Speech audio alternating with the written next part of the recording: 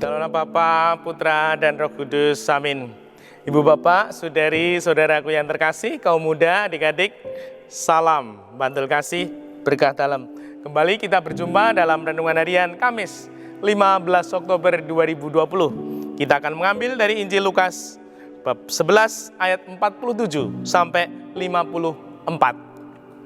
Sekali peristiwa, tatkala duduk makan di rumah seorang Farisi, Yesus berkata, "Celakalah kalian sebab kalian membangun makam bagi para nabi, padahal nenek moyangmu lah yang telah membunuh mereka. Dengan demikian, kalian mengakui bahwa kalian membenarkan perbuatan nenek moyangmu. Sebab mereka telah membunuh nabi-nabi itu dan kalian membangun makamnya.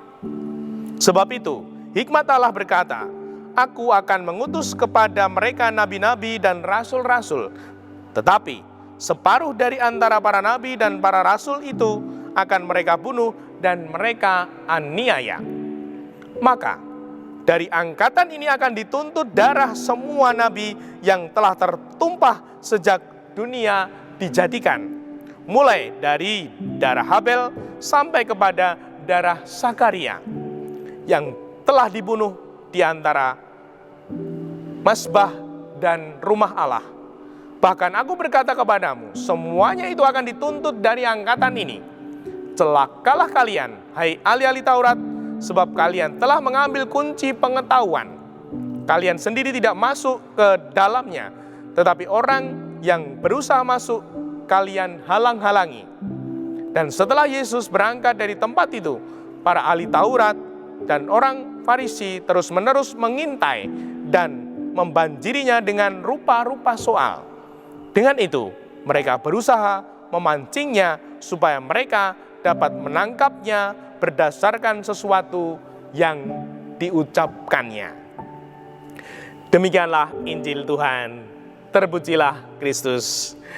Ibu bapak, saudari, saudaraku yang terkasih, kaum muda, adik-adik, kita semua diundang Tuhan untuk belajar menjadi pribadi yang bertanggung jawab.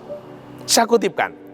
Maka dari angkatan ini akan dituntut darah semua nabi yang telah tertumpah sejak dunia dijadikan, mulai dari darah Habel sampai kepada darah Sakaria yang telah dibunuh di antara Mazbah dan rumah Allah. Nah, kita semua diundang menjadi pribadi-pribadi yang berani bertanggung jawab. Tuhan akan menuntut apa yang dilakukan dengan membunuh para nabi.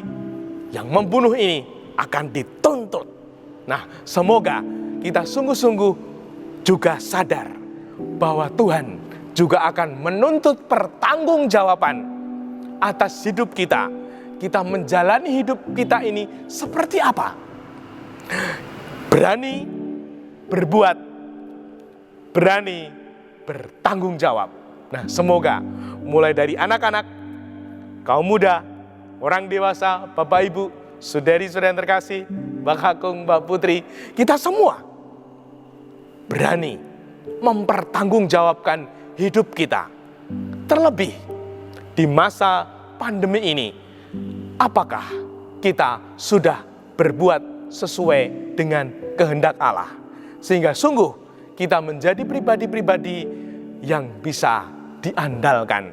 Karena kita semua bukan pribadi-pribadi lempar batu, sembunyi tangan. Namun kita pribadi-pribadi yang sungguh sadar, aku berbuat apa, aku berani mempertanggungjawabkannya. Sehingga hidupku semakin berkualitas, semakin berdaya, dan semakin bermanfaat. Dan semoga dengan demikian hidup kita semakin berkenan di hadirat Allah Bapa. Dimuliakanlah Tuhan kini dan sepanjang masa. Salam bantul kasih, berkah dalam. Dalam nama Bapa, Putra, dan Roh Kudus. Amin.